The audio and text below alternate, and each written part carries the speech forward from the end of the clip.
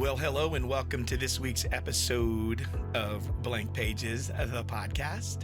I'm your host, Tim Pecoraro, and I'm so glad you are joining me here today as we jump into today's topic that's a kickoff to a series. So for the next 4 weeks, it's going to be all about momentum.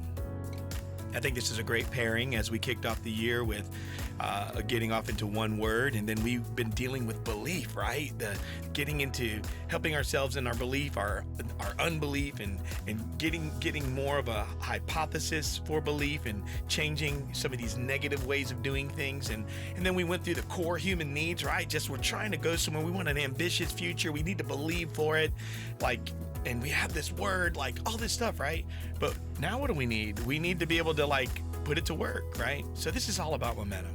So this is episode 8. It's going to be the first of 4 episodes that we'll do delving into this topic that I feel is very relevant, but it can be very complex too. So I've learned to come to believe and embrace this topic.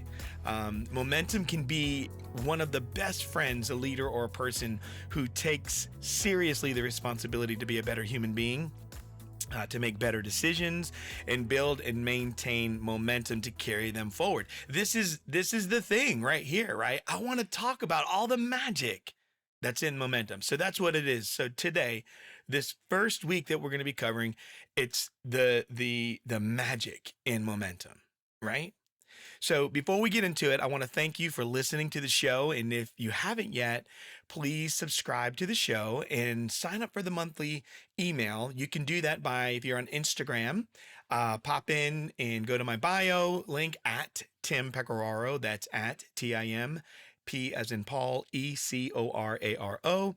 And there's a link in there. You can subscribe to the podcast and get on the newsletter. The newsletter is going to be, I believe, a great way for us just to update, communicate, to take all of what's happened the prior weeks. We'll give you a summary of all of that, calling out some of the highlights, key takeaways.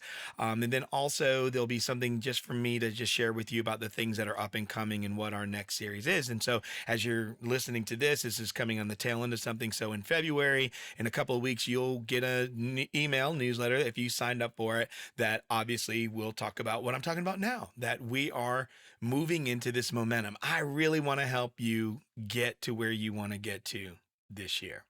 So again, thank you so much for listening. Now, momentum. Momentum. I need to chill out. I'm going to take me a little sip here.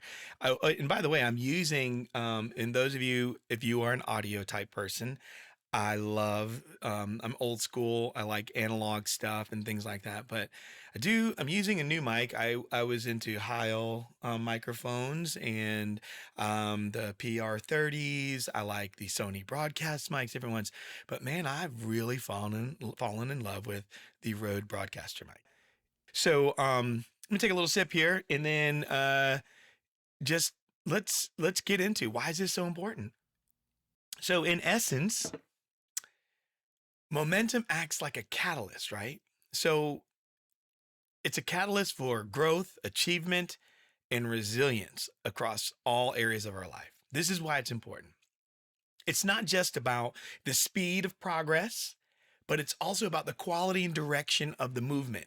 It's all about ensuring that efforts are not only sustained, but they're also aligned with something you hear me talk a lot about: core values and objectives. So momentum is crucial for individuals, businesses, organizations, families, and communities for just several compelling reasons, but especially when it comes to reaching and achieving goals. So we have many reasons for that, but I want to kind of point out for each of those before we get going, why does this matter? I'm going to take you as the individual, the business that you may run or you're in, organizations, nonprofits, NGOs, whatever it is you do, your family and communities, okay? And so here's why momentum holds such importance across these different spheres. So here we go. For individuals, think about personal growth. Okay, on an individual level, momentum helps individuals overcome stagnation, and it fosters personal development, encouraging the acquisition of new skills and the pursuit of new experiences. I mean, that's pretty big. I mean, I don't know if you've ever felt stagnant before. I don't know if you felt an encouragement to like acquire new skills, or maybe you felt like you wanted it, but you just didn't have the oomph behind it, right? So also for an individual, there's the achievement of goals. It transforms, man, tongue twister here. It transforms the aspirations into tangible results, making it easier to navigate obstacles and maintain focus on a long term objective. So that's a good thing for an individual. What about a business or for an organization? Well, momentum can be a competitive advantage. In the fast paced business world, momentum can be the difference between staying ahead of the competition or falling behind. It drives innovation, efficiency, and adaptability. It's a pretty big deal. I definitely want to stay ahead and I do not want to fall behind. I want to be driven.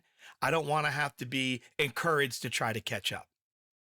And then for businesses and organizations, there's an efficiency in the way they operate. Momentum will ensure that ensures that projects or initiatives or the efforts that you're trying to do, they move forward. But you ready? Smoothly, reducing the likelihood of your project stalling out or resources being wasted. Now, here's where you get into the families.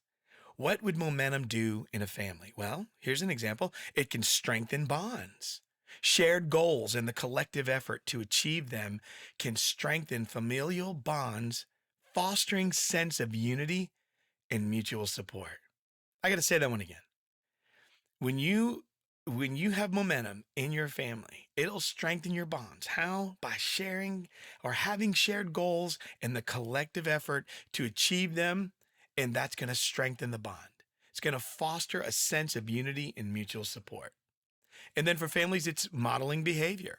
Parents and caregivers who demonstrate how to build and maintain momentum, they set a positive example for their younger family members, teaching valuable life skills by doing so. Now let's get into the communities. Okay. There's a collective impact. Momentum will have this, I don't know, it's this magic to me. I just call it the magic, right? Within a community that can lead to significant achievements. It just brings in, it's a difference maker, such as the development of local infrastructure, support for community members in need, and the creation of cultural and recreational initiatives. Those are game changers for me, but you need momentum to do it. And then there's for communities, resilience and adaptability. Communities with momentum are better equipped to face challenges, whether economic downturns, natural disasters, or social issues, adapting more readily, for that change. Like they can adjust and they're readily able. They're just there, ready to adapt. They have the resilience, but they're adaptable. So let's cut through it. Let's do some cross-cutting through here. Let's kind of give you some reasons, right? So it builds confidence and optimism. Just cross-cutting through this. So success breeds success, right? As momentum builds, so does confidence in individual and collective abilities to achieve goals, fostering an optimistic outlook toward future endeavors. Another thing it does is it facilitates continuous improvement. Momentum encourages a mindset of continual assessment and adaptation, leading to ongoing improvements in your strategies, your processes, and your outcomes. What else does it do? Well, it encourages engagement and participation. When people see progress, they are more likely to engage and contribute, whether in the context of a project, a business, or community initiatives. So I like that. I like to say that excellence. So for me, momentum can help you with your excellence. And when excellence to me, it honors God, who I believe is my creator, our creator, and it inspires people because you focus on when you create, you want it to, with looking around us, there's so much excellence around us and the things that I believe God's created. We want to do that because it's very inspiring. I see beautiful landscapes and things, and as an artist, I want to draw a picture, or I want to paint, or I want to write a story or something. Like, it's inspiring. And then here's the other thing. A cross-cutting reason for momentum and the magic it has is it mitigates the fear of failure. That's pretty big. Momentum creates a dynamic where the fear of failure is lessened by the accumulation of successes, encouraging risk taking and innovation. That's pretty good. I like those. So we just went through this, the impact, the magic. Why is it important for the individual level, for business and organizations, and how you get into for your family, for communities, and the cross-cutting reasons. And I will have all these in the show notes for you. But let's get to the thick of things. Now that I'm telling you why I'm so excited about momentum, why do I see it matters? I just gave you a good list. But now let me help bring this into you. I want you to now work towards sitting there and saying to yourself, I want to learn more about this momentum. I want to get more of it, or I want to maintain more of it. I want to build it. I want to do it. I want to protect it. Whatever it is, let's get you to where you fall in love with momentum. At least, hopefully you will. And momentum is awesome. Okay. So here's the momentum dilemma. And I'm going to give you, here's another fictitious story. I like making these. This is the story of Taylor. So I put these stories together just to prove a point. So in the heart of a little town, little medium-sized place, kind of like where I'm at in Greenville County here, um, and amidst a community that is blooming with opportunity and growth, Greenville is growing. So lived Taylor, let's just say, a person whose life seemed paradoxically like stagnant. But while the town around Taylor just seems to be thriving, expanding with new businesses, flourish, the art is just flourishing, and there's a vibrant social scene, Taylor's existence feels like a steel frame in a rapidly advancing film. Don't want that. But today's days melded into one another. A job that felt increasingly disconnected from the town's growth, relationships that seemed like shallow amidst the deepening community bonds, and personal aspirations that have faded into the background. And the concept of momentum, so visibly embodied by the town's progress, was an elusive specter to Taylor, a reminder of what they lacked. So one evening, as Taylor walked through the bustling town square, the contrast between inner stagnation and the town's dynamic energy sharpened into painful clarity. It was a chance encounter with an old friend now thriving as a local entrepreneur. It sparked a deep seated envy and a cascade of self reflection. Why was Taylor seemingly the only one left behind in a town that seemingly is surging forward? Driven by a mix of desperation and newfound spark of hope, Taylor embarked on a personal quest to capture the elusive momentum. The initial steps were laden with challenges, old habits of procrastination and self doubt clung tightly, and every small setback felt like a monumental failure. And the more Taylor sought momentum, the more it seemed to slip through Taylor's fingers, like trying to grasp a shadow. It's just not going to happen. The quest for momentum brought Taylor face to face with uncomfortable truths about fear, failure, and the comfort that was like inertia. Conversations with others revealed a myriad of perspectives on gaining and maintaining momentum, yet the more Taylor learned, the more complex and tangled the path seemed. The questions multiplied. What true benefits does momentum bring? How does one ignite it from within? And once kindled, how is it nurtured to withstand the test of time and adversity and whatever may come against it, right?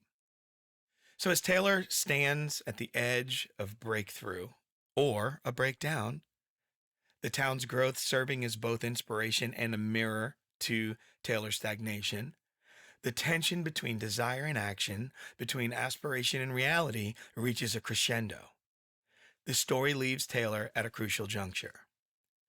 Taylor's heart brimming with questions that demanded answers, yet the path to momentum remains shrouded in the midst of doubt and fear.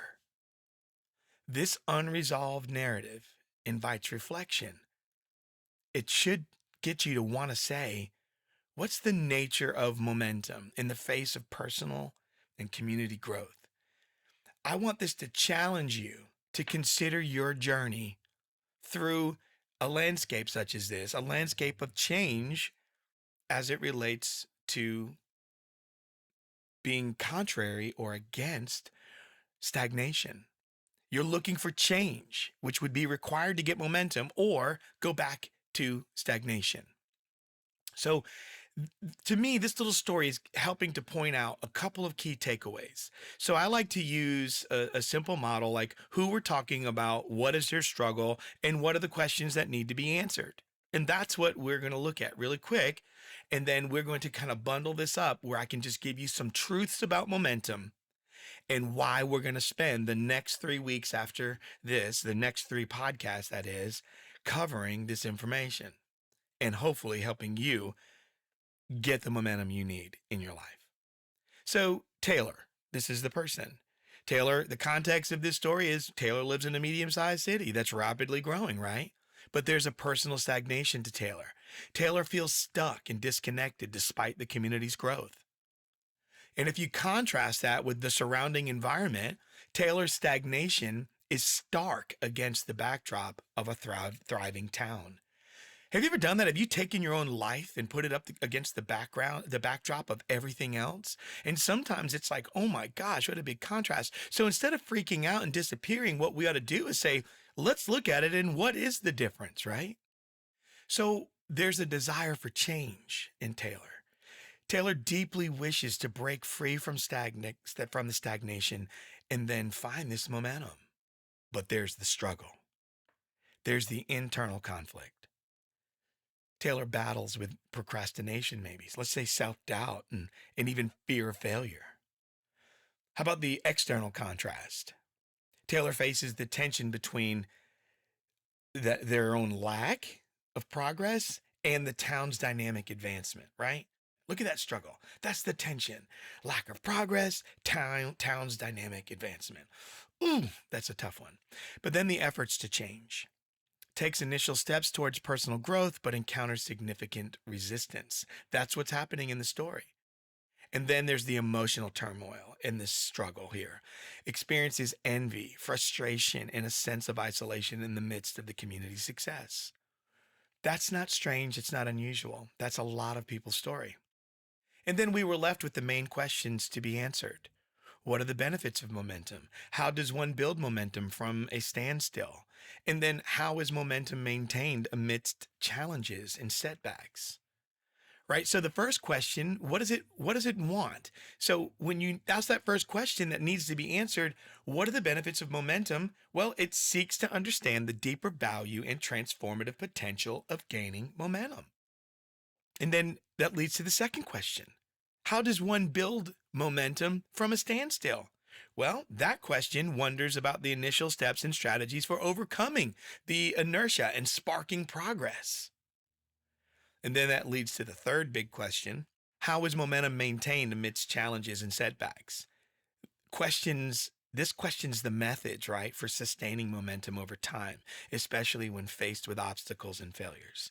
So we're not going to answer all those questions right now. We're going to do that over this series, over the next few episodes, several episodes.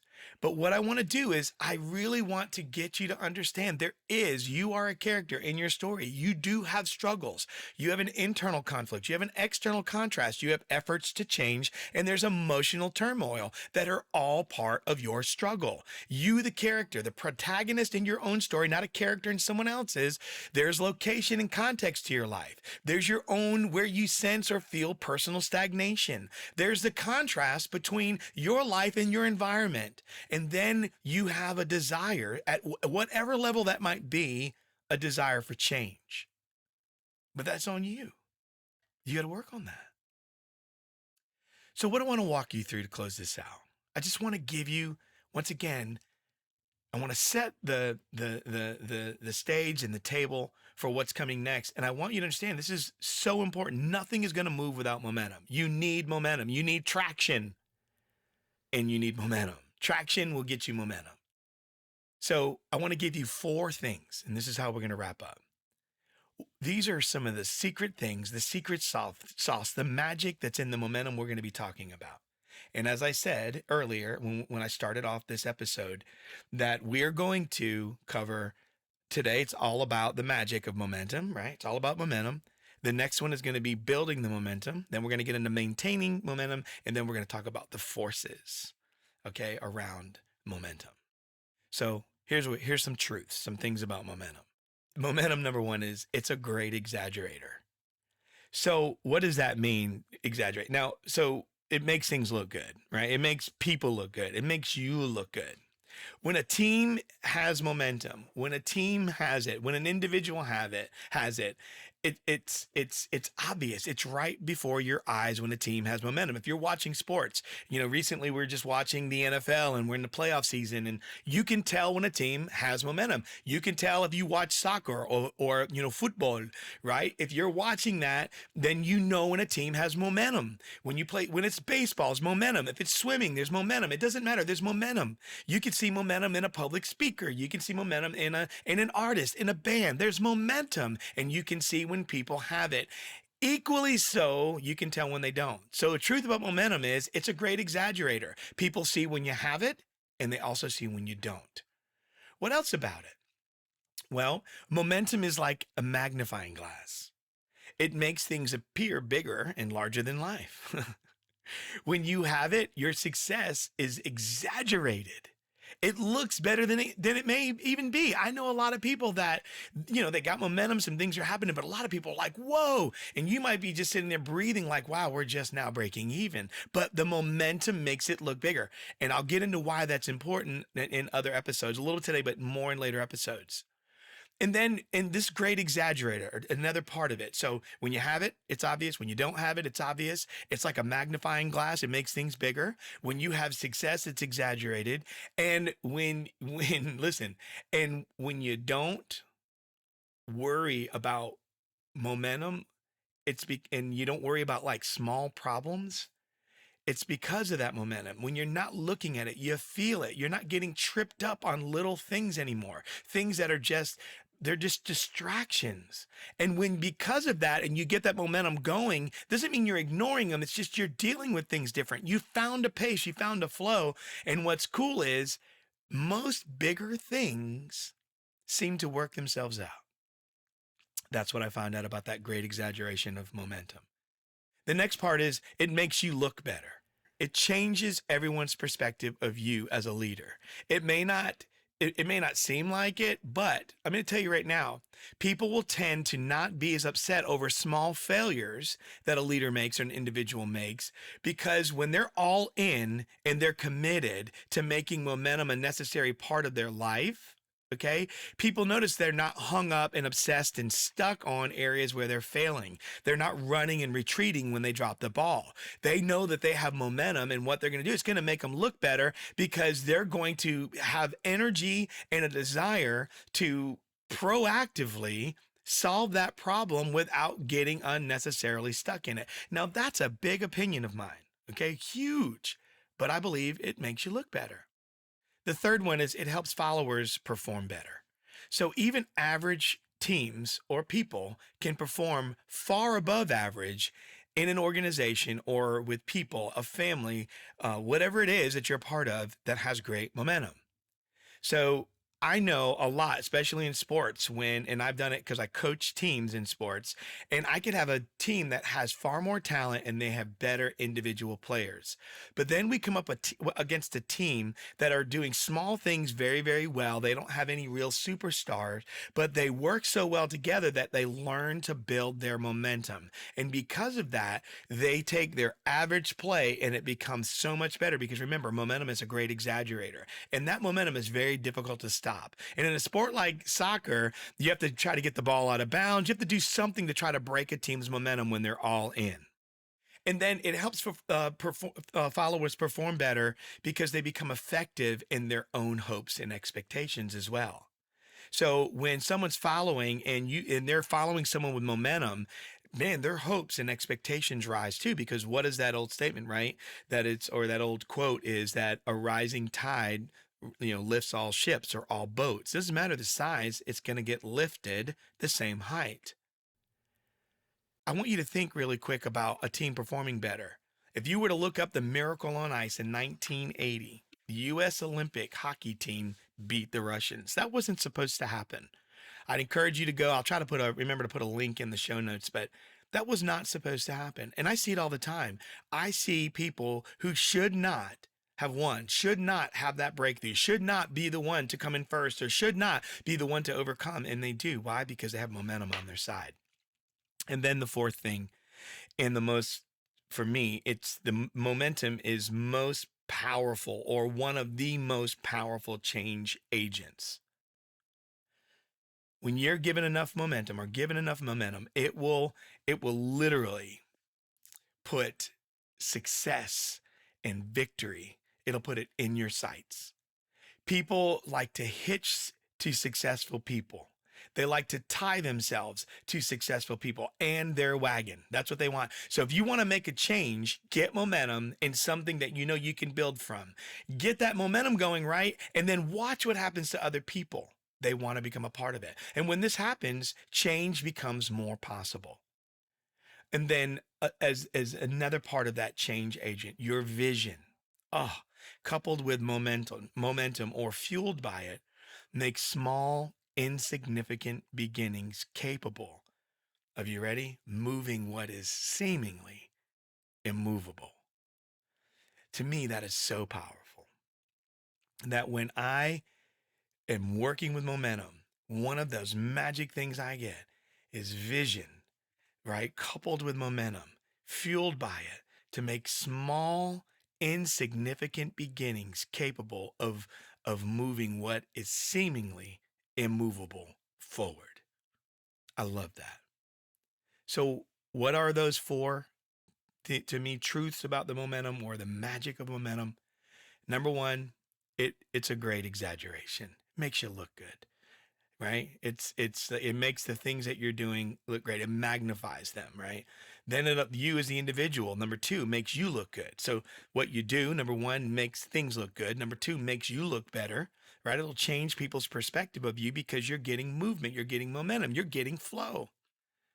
The third thing that it does is it helps the followers perform better, because even average people can perform far above average in an organization with great momentum. And then the last one, that momentum is one of the most powerful change agents. When you couple that with your vision, and momentum is helping to fuel that, it'll make the small, insignificant thing capable of moving what seems to be immovable. So think about that. Take some time and ask yourself a question. What do I need momentum in? I would like you to spend some time with that. What do I need to spend some time thinking about, and thinking, where do I need momentum in my life, in my family, in my work, in my community? Make a list of those things. Where do you want the momentum? Okay.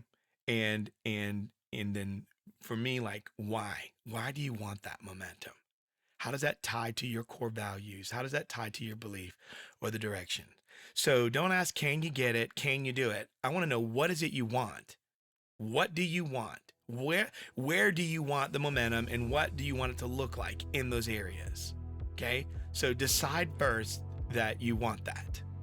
And then from there, now we want to get into, over the next several weeks or episodes, we're going to get into what it takes to build it, what it takes to maintain it, and then also ultimately how to make sure you protect it from some of the forces that are around it.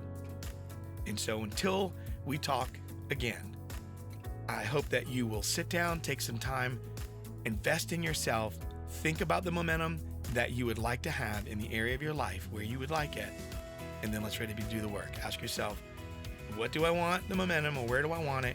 What do I want it to look like? You know what I'm saying? And what's my reason? How's that tied to my core values? All right? Do the work, and we'll talk again soon.